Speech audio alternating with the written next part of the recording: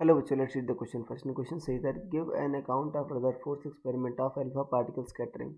What result did it yield regarding structure of an atom?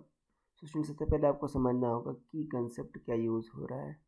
सो की concept is Rutherford's scattering experiment.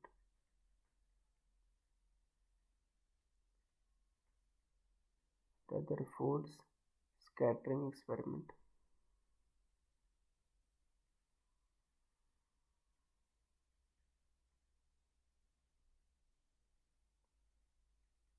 देखो बच्चों, Rutherford ने gold leaf पर alpha particles का bombardment कराया था और उसके बाद उन्होंने देखा कि जो most of the alpha particles हैं वो सीधे निकल जा रहे हैं, उनमें कोई डिवीजन नहीं आ रहा. कुछ में बहुत मामूली सा डिवीजन आ रहा है और कुछ में बहुत ज़्यादा डिवीजन आ रहा है, मोर देन 90 डिग्री का डिवीजन आ रहा है. तो इससे उन्होंने पता लगाया कि जो एटम होता है उसका मोस्ट ऑफ द स्पेस खाली होता है क्योंकि मेजॉरिटी पार्टिकल्स अनडिविटेड निकल जा रहे हैं. जो आपका स्मॉल स्पेस होता है, स्मॉल वॉल्यूम होता है, उसमें आपका ऑल पॉजिटिव चार्ज और मेजॉरिटी मास आपका सेंटर्ड रहता है.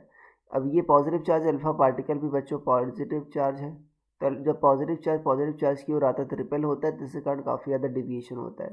तो जब न्यूक्लियस से टकराता है या न्यूक्लियस से की ओर आता है तो उसमें काफ़ी ज़्यादा डिविएशन होता है.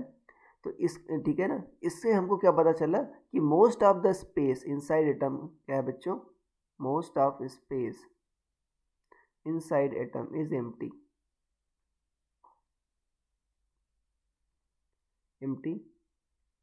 दूसरा क्या पता चला, ये बच्चों थॉमसन मॉडल के अपोजिट था. जस्ट थॉमसन मॉडल ने कहा था कि आपका पॉजिटिव चार्ज यूनिफॉर्मली डिस्ट्रीब्यूटेड रहता है. और दूसरा इन्होंने निष्कर्ष निकाला कि न्यूक्लियस की डिस्कवरी हुई बच्चों, क्योंकि न्यूक्लियस क्या था जहाँ पर सारा का सारा पॉजिटिव चार्ज आपका सेंटर्ड रहता है. सो ठीक है ना, और मेजॉरिटी ऑफ मास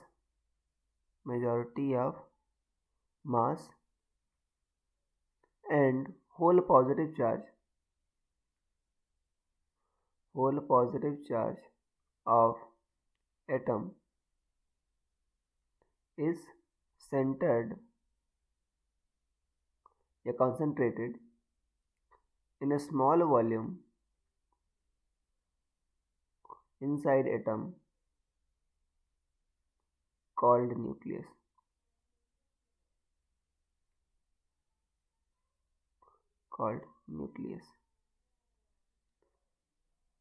ठीक है, तो ये हुआ बच्चों, इससे ये निष्कर्ष निकला.